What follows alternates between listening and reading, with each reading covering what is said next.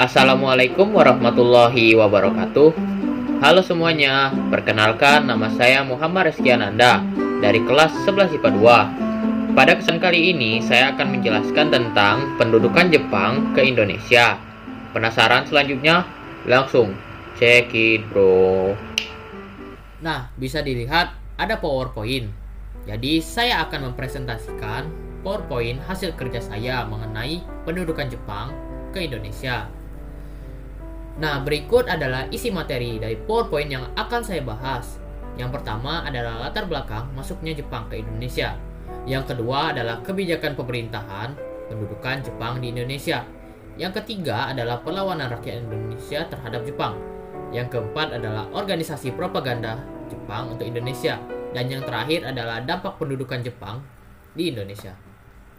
Dan yang pertama, saya akan menjelaskan tentang latar belakang pendudukan Jepang di Indonesia. Nah, kedatangan Jepang ke Indonesia sendiri diawali dengan perlawanan terhadap pangkalan militer Pearl Harbor yang pada saat itu menjadi pangkalan yang paling tercanggih. Nah, pada tahun 8 Desember 1941, serangan yang dilancarkan terus-menerus oleh Jepang mampu menghancurkan basis-basis militer AS, sehingga memerlukan sumber daya yang melimpah untuk menggempur kembali Amerika Serikat. Negara Indonesia menjadi sasaran empuk karena sumber daya yang dimiliki sangat melimpah, baik untuk bahan industri perang, cadangan logistik seperti aluminium, minyak bumi, dan timah. Maka sesuai doktrin Hokuicho untuk menguasai Asia Timur, maka Jepang mulai masuk ke Kepulauan Indonesia pada tahun 1942 dengan penguasaan negara-negara di kawasan Asia Tenggara. Dan kemudian Jepang menguasai daerah pusat Indonesia, yaitu Batavia. Nah, Belanda pun langsung menyerah karena pada saat itu Jepang lagi kuat-kuatnya. Nah, mungkin sekedar catatan saja. Pada tahun 1908, Jepang menang perang melawan Rusia atau bisa dikenal dengan Uni Soviet pada zaman itu. Dan akhirnya Belanda menyerah dan Jepang berhasil menduduki Indonesia. Nah, selanjutnya atau yang kedua, saya akan menjelaskan tentang kebijakan pemerintah. Kebijakan pemerintah Jepang terhadap Indonesia. Nah, kebijakan Jepang terbagi menjadi beberapa bidang, yaitu bidang ekonomi, pemerintahan, militer, tenaga kerja. Nah, penjelasannya sebagai berikut. Yang pertama adalah bidang ekonomi. Bidang ekonomi yaitu kebijakannya yang pertama, pengawasan pertanian dan perkebunan 40% untuk petani, 30% untuk dijual kepada pemerintah dengan harga yang murah, dan 30% diserahkan ke lumbung desa. Yang kedua adalah pemerintah Jepang hanya mengizinkan dua jenis perkebunan, yaitu karet dan kina. Yang ketiga adalah rakyat menyerahkan barang-barang berharga kepada pemerintah Jepang. Nah, selanjutnya di bidang militer. Di bidang militer, Jepang mendirikan sebuah organisasi. Yang pertama yaitu Seinandan atau Barisan Pemuda. Barisan Pemuda ini terdiri atas pemuda berusia 14 atau sampai 22 tahun dan dibentuk pada tahun 1943 dan tanggal 9 Maret yang bertujuan untuk mendidik para pemuda agar dapat menjaga dan mempertahankan tanah airnya. Yang kedua yaitu Keibondan atau Barisan Cadangan Polisi, dibentuk pada tahun 29 April 1943. Yang ketiga adalah Fujinkai. Fujinkai ini adalah himpunan wanita yang beranggotakan wanita dan minimal berusia 15 tahun. Dan yang ketiga adalah atau selanjutnya yaitu bidang tenaga kerja. Di bidang tenaga kerja ini, Jepang mendirikan kebijakan Romusha atau kerja paksa lah istilahnya. Nah, pada saat itu ribuan orang diangkut dengan kapal-kapal berukuran kecil, dan tentunya banyak korban yang meninggal dikarenakan kekurangan makan gara-gara kebijakan kerja paksa ini. Dan yang keempat adalah bidang pertanian pemerintahan. Di bidang pemerintahan, Jepang mengeluarkan kebijakan pembagian wilayah. Jadi, semua daerah dapat diawasi dan dikendalikan untuk kepentingan pemerintahan bala tentara Jepang. Namun, untuk menjalankan pemerintahan yang efektif dibutuhkan jumlah personil atau pegawai yang banyak jumlahnya. Sedangkan jumlah orang Indonesia pada saat itu tidak cukup untuk memenuhi kebutuhan tenaga dalam bidang pemerintahan. Nah, salah satu trik Jepang yang mengatasinya yaitu memanfaatkan orang Belanda yang masih ada di Indonesia. Nah, yang ketiga adalah organisasi propaganda Jepang. Organisasi propaganda Jepang. Reaksi orang Indonesia saat kedatangan Jepang yaitu sangat senang karena Jepang dapat mengusir Belanda. Nah, seiring berjalannya waktu, Jepang mendirikan organisasi atau bisa dibilang propaganda atau tipu muslihat. Nah, diantaranya yaitu yang pertama adalah Gerakan 3 Asia atau disebut Gerakan 3A. Gerakan 3A adalah organisasi yang mula-mula dibentuk dengan semboyan Nippon Cahaya Asia, Nippon Pemimpin Asia, Nippon Pelindung Asia. Gerakan ini bertujuan untuk meyakinkan bangsa Indonesia bahwa Jepang memiliki kelebihan sebagai pencahaya, penerang dan pemimpin dan pelindung Asia. Dan akhirnya 3A tidak bertahan lama karena tidak mendapatkan simpati rakyat pada saat itu. Nah, yang kedua adalah Pusat Tenaga Rakyat atau disebut PUTERA. Pusat Tenaga Rakyat yang dibentuk pada 16 April 1943 dimaksudkan agar pemimpin-pemimpinnya dapat membujuk kaum nasionalis, sekuler, dan intelektual untuk mengabdikan pikiran dan tenaganya untuk melawan sekutu. Organisasi ini dipimpin oleh 3 serangkai yaitu Insinyur Soekarno, Muhammad Atta, Ki Hajar Dewantara, dan Kiai Haji Mas Mansur. Yang ketiga adalah Masyumi atau MIAI, Majelis Islam A'la Indonesia. Pemerintah pendudukan Jepang memandang bahwa masyarakat muslim merupakan bagian yang penting bagi Jepang karena mereka anti dengan barat, dan Jepang mengizinkan MIAI atau Majelis Islam A'la Indonesia selama masih sesuai dengan ajaran asas Jepang. Majelis ini dipimpin oleh Kiai Haji Mas Mansur di Surabaya pada tahun 1937. Yang keempat adalah Jawa Hakukai. Adanya anggapan bahwa PUTERA lebih menguntungkan di Indonesia, mendorong kembali pemerintah militer Jepang. Kemudian membentuk organisasi baru yang bernama Jawa Hakukai.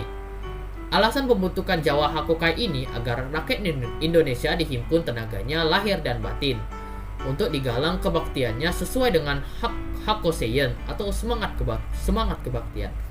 Nah, organisasi ini dipimpin oleh Gun Senken atau Kepala Pemerintah Militer. Nah, yang keempat adalah perlawanan Indonesia terhadap Jepang. Yang pertama adalah pemberontakan Abdul Jalil. Abdul Jalil adalah seseorang guru ngaji yang mengadakan pemberontakan terhadap tentara Jepang di Chot Plieng di Aceh. Pihak Jepang berusaha membujuk tapi tetap menolak untuk berdamai. Nah, dikarenakan sikapnya itu, akhirnya Jepang itu melakukan serangan subuh pada 10 November 1944. Dan serangan itu tidak berhasil tentunya, karena mendapatkan perlawanan yang sangat hebat dari masyarakat sekitar. Kemudian dilancarkan lagi ke serangan kedua, namun tetap saja hasilnya zonk. Dan akhirnya di serangan ketiga, Jepang pun berhasil. 100 lebih anggota Abdul Jalil gugur dan 8 orang tentara Jepang tewas. Kemudian Abdul Jalil berhasil meloloskan diri setelah perang itu dan akhirnya gugur juga. Dikarenakan ada 8 orang tentara tewas, itu nanti akan dijadikan alasan untuk Jepang menumpas habis rakyat di daerah itu. Selanjutnya adalah pemberontakan di Singaparna. Pemberontakan ini terjadi karena rakyat Indonesia tidak mau melakukan seikerei atau penghormatan kepada Kaisar Jepang dengan cara membungkuk dalam menghadap ke arah Tokyo. Ialah orang Islam. Pemberontakan ini dipimpin oleh Kiai Haji Zainal Mustafa. Nah, pemimpinnya aja Islam, masa disuruh menghormati kepada Kaisar Jepang? Beliau melatih para santri bela diri silat untuk mengantisipasi tentara Jepang. Dan dugaan tersebut memang benar. Jepang pun mengirim pasukannya ke Tasikmalaya. Dan masyarakat pun ya pasti marah lah dan mengeroyok pasukan hingga babak belur. Komandan tentara Jepang pun mengerahkan pasukannya ke Sukamana. Zainal Mustafa pun ditawan dan dibawa ke Tasikmalaya. Selanjutnya beliau dibawa ke Jakarta untuk diadili dan beliau dinyatakan bersalah dan dijatuhi hukuman mati atau Nah, ini baru pemberontakan yang paling terakhir, yaitu pemberontakan PETA di Blitar. Pada masa pendudukan Jepang, banyak anggota PETA yang melakukan perlawanan terhadap Jepang. Salah satu perlawanan PETA yang terkenal adalah perlawanan PETA di Blitar. Perlawanan PETA di Blitar sendiri digerakkan oleh S. Supriyadi yang memandang bahwa kesengsaraan rakyat akibat penindasan Jepang. Orang Jepang itu sangat kejam banget sama Indonesia, makanya Supriyadi ini merasa nggak tega, jadi melakukan pemberontakan gitu. Supriyadi memelopori rencana menyerang tentara Jepang yang dimulai pada tanggal 29 Februari tahun 1945. Udah deket tuh ya sama kemerdekaan. Jepang kemudian mengirim pasukannya yang sepenuhnya terdiri dari tentara Jepang. Sondaku Supriyadi dan dibantu Muradi terus melakukan perlawanan terhadap Jepang, dan Muradi pun menyerah karena ditipu Jepang. Pasukan yang menyerah kemudian dilucuti, ditawar, diangkut, dan Jepang kemudian membasmi sisa pasukan Supriyadi. Keluarga anggota tadi disiksa, dan akhirnya Supriyadi dipadamkan. Mereka diadili di depan mahkamah militer Jepang, dan nasib Supriyadi pun masih belum jelas nasibnya. Nah, yang terakhir adalah dampak pendudukan Jepang di Palembang.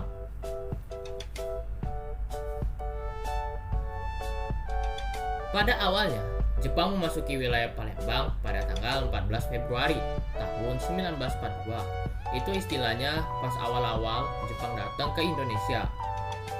Dampak penjajahan Jepang di Palembang yaitu semua kilang minyak dikuasai oleh Jepang dari yang sebelumnya dikuasai oleh Belanda. Sekedar note saja ini. Kota pertama yang dikuasai Jepang di Indonesia adalah Tarakan, yang merupakan daerah yang kaya akan sumber minyak. Kemudian berbagai wilayah satu persatu dikuasai oleh Jepang, antara lain Minahasa, Sulawesi, Balikpapan, Ambon, Pontianak, Makassar, Banjarmasin, dan yang kita bahas sekarang yaitu Palembang. Pendudukan Palembang sendiri memiliki arti penting bagi pemerintah Jepang, yaitu dapat memisahkan antara Batavia yang menjadi pusat kedudukan Belanda di Indonesia dengan Singapura sebagai pusat kedudukan Inggris. Setelah itu, Jepang melakukan serangan yang ada di Jawa. Dan juga, dikarenakan Jepang datang ke Palembang, maka dibangun juga jembatan bersejarah di Palembang, yaitu Jembatan Ampera, serta tempat peninggalan Jepang, yaitu Gua Jepang. Dan juga, untuk dampak pertanian di Jepang, petani juga harus tetap dong menyerahkan sebagian penghasilannya ke Jepang. Berikut adalah sumber yang tercantum dalam PowerPoint saya. Kebanyakan saya mencarinya di sini, di bab penjajahan pendudukan Jepang ke Indonesia. Ya, Oke, terima kasih atas perhatiannya. Mohon maaf apabila ada salah kata. Kepada Allah saya mohon ampun. Sekali lagi, perkenalkan, nama saya Muhammad Rizky Ananda dari kelas 11 IPA 2. Akhiri dengan wassalamualaikum warahmatullahi wabarakatuh.